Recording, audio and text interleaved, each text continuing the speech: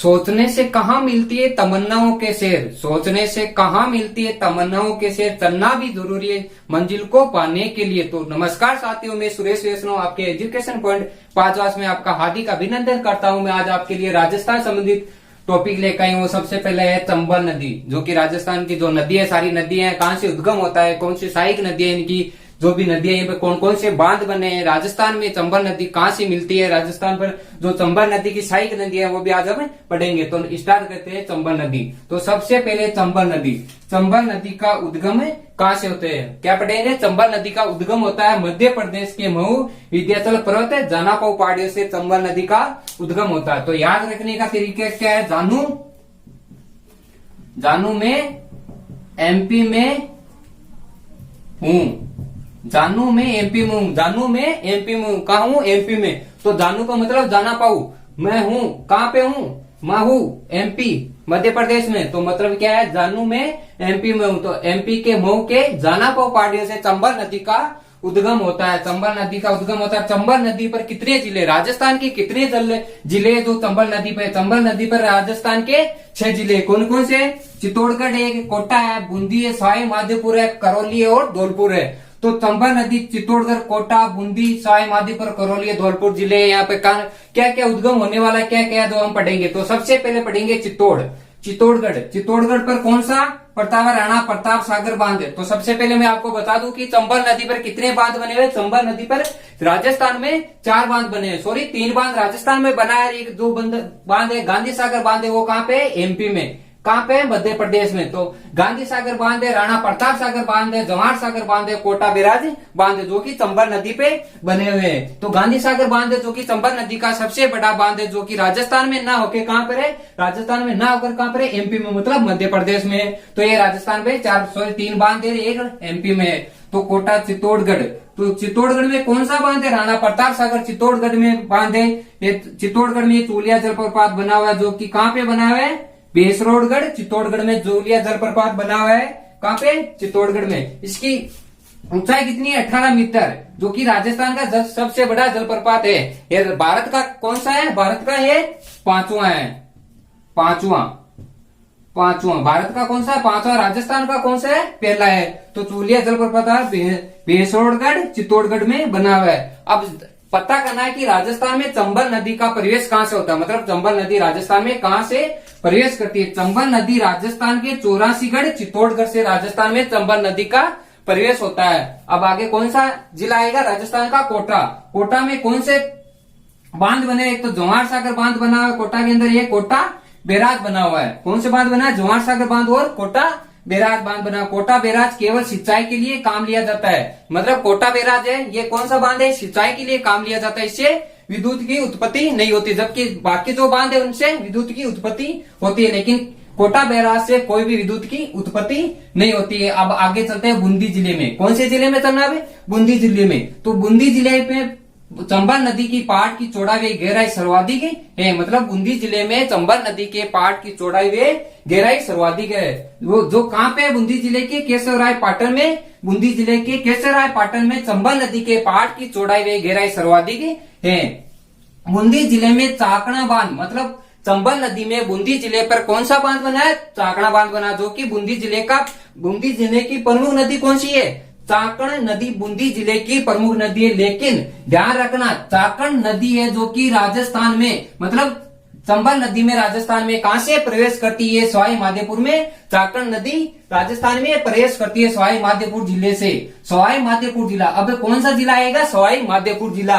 सवाई माधोपुर जिले में कौन सी नदी है जो आके मिलती है, सवाई माधोपुर के रामेश्वर, मतलब रामेश्वर का सवाई माधोपुर है, वहां से चंबल नदी में बनास व शिव नदियां आकर मिलती है और क्या बनाती है, कि त्रिवेणी संगम बनाती है, मतलब त्रिवेणी संगम होता है चंबल 3 नदियों का समूह, चंबल, बनास वे शिव नदी, ये क्या बनाती है, कि त्रिवेणी संगम बनाती है। ये कौन सा बांध है, सॉरी ये कौन सा जिला, करौली। करौली पर कोई भी नदी कोई भी बांध नहीं है। अब धौलपुर क्या है, सबसे अधिक क्वेश्चन पूछने वाला जिला कौन सा है? धौलपुर। चंबल नदी से सर्वाधिक क्वेश्चन पूछे जाते हैं धौलपुर से। क्यों पूछे जाता है? क्योंकि चंबल नदी का राजस्थान से बाहर कहां से निकलती है? चंबल नदी हमारे धौलपुर जिले से, राजस्थान से चंबल नदी बाहर निकल जाती है। तो धौलपुर के पिन्हाट से राजस्थान से धौलपुर नदी है, जहां धौलपुर के पिन्हाट से चंबल नदी राजस्थान से बाहर निकल जाती है। ये हर बार धौलपुर नहीं पूछा जाता है, क्या पूछा जाता है? पिन्हाट।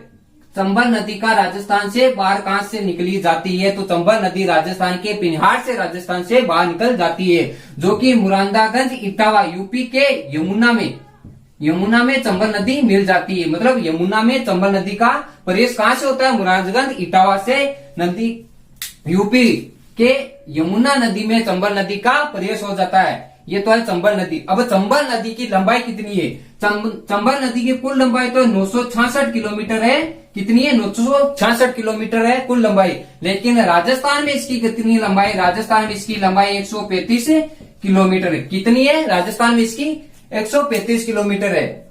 तो चाकणा बांध बता दिए, ध्यान रखना। चाकणा बांध भी कई बार क्वेश्चन पूछा जाता है कि चाकणा बांध कौन सी नदी पे है? चाकणा बांध है चाकण नदी पर, बूंदी में। लेकिन चाकण नदी राजस्थान में, मतलब चंबल नदी में कहां प्रवेश करती है? ये सवाई माधोपुर में चंबल नदी में प्रवेश करती है।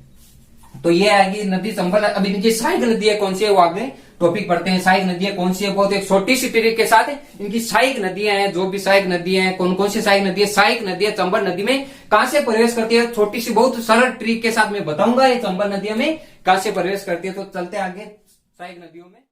अब पढ़ते हैं चंबल नदी की सहायक नदियां। क्या मतलब है? चंबल नदी की सहायक नदियां एक शॉर्ट ट्रिक के माध्यम से मैं आपको बताऊंगी चंबल नदी की सहायक नदियां कौन कौन सी है। इनके बाद ही पढ़ने के बाद हम पढ़ेंगे चंबल नदी की जो सहायक नदी है, वो चंबल नदी मतलब राजस्थान में चंबल नदी में कहां से प्रवेश करती है। ये बहुत शॉर्ट ट्रिक के साथ माध्यम से भी मैं बताऊंगा कि चंबल नदी में जो इनकी सहायक नदी है वो कैसे प्रवेश करती है। शॉर्ट ट्रिक के माध्यम से वो भी बताऊंगा। तो सबसे पहले पढ़ेंगे ट्रिक। आप पानी में आलू बना बाम ला के दो। क्या है? आप पानी में आलू बना के बाम ला के दो। तो क्या है इसका मतलब? आप आहू नदी, आ को मतलब आहू नदी, पे को मतलब परवन नदी, पा को मतलब पार्वती नदी, नी को मतलब निमाज नदी, मे को मतलब मेज नदी, आलू मतलब आलूलिया नदी, बना को मतलब बनास नदी, बाम को मतलब बामनी नदी, या बामनी नदी को और किस नाम से जाना जाता है? ब्राह्मणी नदी के नाम से भी जाना जाता है। लाख के दो, के को मतलब काली सीधे नदी। ये इसकी सहायक नदियां। और भी सहायक नदियां कौन सी? ट्रिक एक दूसरी ट्रिक भी बने मैंने।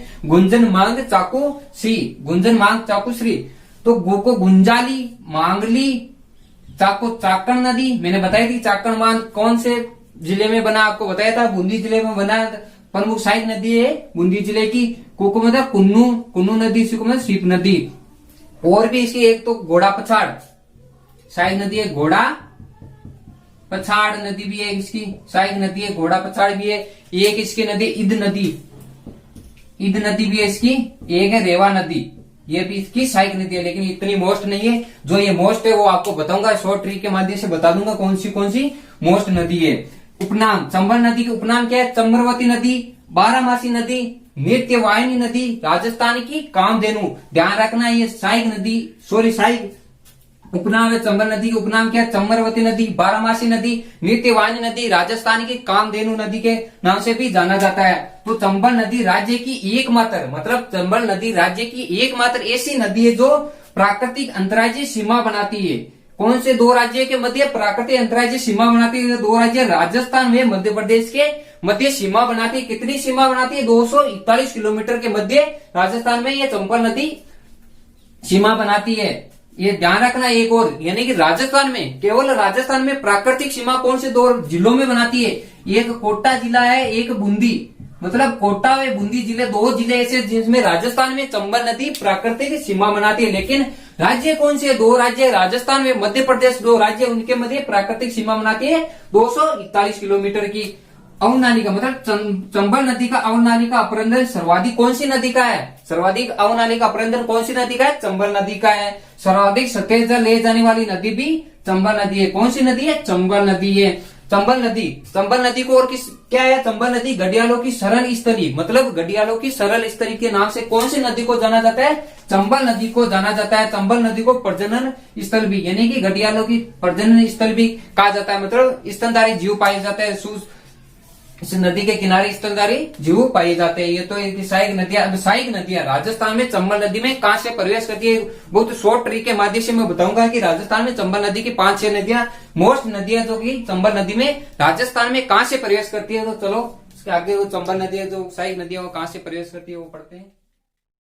अब पढ़ेंगे चंबल नदी की सहायक नदियां जो कि कहां राजस्थान में, अन्य चंबल नदी की सहायक नदियां जो चंबल में राजस्थान में कहां से प्रवेश करती है और इनका उद्गम स्थान कौन सा है। तो सबसे पहले पढ़ेंगे पार्वती नदी। कौन सी नदी, पार्वती नदी का उद्गम है सोर एमपी से, मतलब इसका उद्गम तो मध्य प्रदेश के सोर से। ये राजस्थान में प्रवेश करती है बारां के करिहाट से, मतलब बारां जिले के करिहाट स्थान से राजस्थान में प्रवेश करती है। तो पार्वती नदी का याद करने का तरीका क्या, सोर।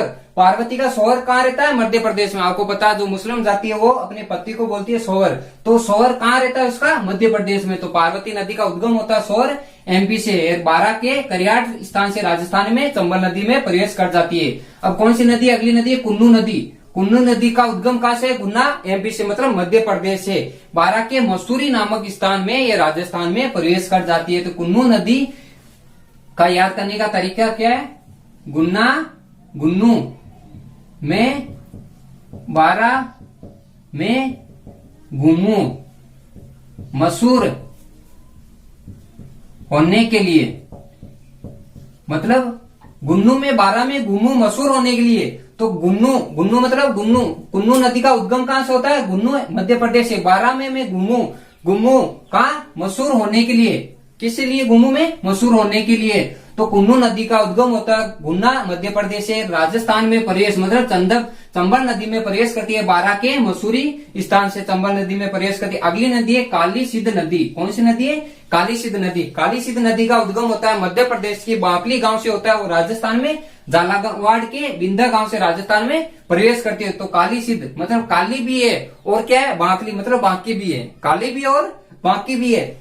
इसका बींद कहाँ पे रहता है, आप बोलते हैं राजस्थान में क्या बोलते हैं, मारवाड़ी भाषा में बींद। तो उसका बींद कहाँ रहता है, काली का बींद कहाँ रहता है, झालावाड़ में। कहाँ रहता है, झालावाड़ में। तो काली सिद्ध नदी का उद्गम कहां से होता है, एमपी बाकली, मतलब एमपी के बाकली से इसका उद्गम होता है और राजस्थान में बिंदा गांव झालावाड़ से ये प्रवेश कर जाती है। कहां, राजस्थान के चंबल नदी में। अगली नदी है आहू नदी। कौन सी नदी है, आहू नदी। आहू नदी का उद्गम होता है एमपी तालाब की पहाड़ियां नंदपुर झालावाड़ से, कहा राजस्थान की चंबल नदी में प्रवेश कर जाती है। नंद भयो, आनंद भयो, जय कन्हैया लाल की। तो कृष्ण भगवान को नहलाने के लिए कहाँ ले जाते हैं, तालाब में ले जाते हैं। तो आनंद, नंद भयो आनंद, नंद भयो आनंद, आनंद मतलब कहाँ ले जाते हैं, आनंद के लिए, तालाब में नहलाने के लिए ले जाते हैं। तो आनंद मतलब आहू नदी, नंद मतलब नंदपुर, झालावाड़ के नंदपुर से ये राजस्थान में चंबल में मिल जाती है। एक बात सबसे बड़ी बात है कि इसमें क्या है कि काली सिद्ध व आहू नदी के ऊपर कौन सा दुर्ग है, इनके दोनों नदियों के साइड पर कौन सा दुर्ग बना है, गागरोन का दुर्ग, गागरोन का दुर्ग बना है। आपको पता है गागरोन दुर्ग में संत पीपे की पीपा, संत पीपा की छतरी है, क्या है, संत पीपा की छतरी है। और क्या, संत मीठे शाह की दरगाह भी है, संत मीठे शाह की दरगाह भी है, क्या है, संत मीठे शाह की दरगाह भी है, ये भी ध्यान रखना। अगली नदी है निमाज नदी। निमाज नदी का कहां से उद्गम होता है, राजगढ़ मध्य प्रदेश से जिसका उद्गम होता है। राजस्थान में कहां से प्रवेश करती है, झालावाड़ के कोलखंडी से। तो एक मुसलमान महिला है जो क्या कहती है राजा को, राजा दरवाजा खोल, मुझे क्या पढ़ना है, नमाज पढ़ना है। नमाज का मतलब निमाज नदी। राजा मतलब राजगढ़ एमपी प्रदेश से, मध्य प्रदेश से। और कोलखड़ी, खोल मतलब पढ़ना है, क्या पढ़ना है, दरवाजा खोल, मुझे क्या पढ़ना है, नमाज पढ़ना है। तो कोलखड़ी झालावाड़ से राजस्थान में चंबल नदी में प्रवेश हो जाती है। कौन सी नदी, निमाज नदी। अब कौन सी नदी है, परवन नदी। परवन नदी का उद्गम होता है अजनरा व घोड़ा पछाड़ की संयुक्त धरा से होता है। ये राजस्थान में प्रवेश करती है झालावाड़ के खरीबोर से। कहां से प्रवेश करती है, राजस्थान के खरीबोर से झालावाड़, जो कि कौन से स्थान है, ये स्थान कहां पे आता है, झालावाड़ में आता है। राजस्थान के झालावाड़ जिले में खरीबोर से आता है। सबसे बड़ा ये एक इसमें सांपों की शरण स्थली, आपको पता है कौन सी नदी को सांपों की शरण स्थली कहा जाता है, परवान नदी को सांपों की सरल स्तरी के नाम से भी जाना जाता है। ये क्वेश्चन कई बार पूछा जाता है कि सांपों की सरल स्तरी के नाम से कौन सी नदी जानी जाती है, वो परवान नदी जानी जाती है। एक बात ध्यान रखना, जो चंबल नदी है वो कितने राज्यों में बहती है? 3 राज्यों में बहती है, मध्य प्रदेश, उत्तर प्रदेश और राजस्थान में। ये चंबल नदी पर एक गांगेसूस, घड़ियाल व उदबिलाव सर्वाधिक ये स्तनधारी जीव पाए जाते हैं। ये चंबल नदी जो है वो पूरी हो गई है। चंबल नदी के बाद हम अगला टॉपिक लेंगे बनास नदी का। तो प्लीज यदि वीडियो पसंद आए तो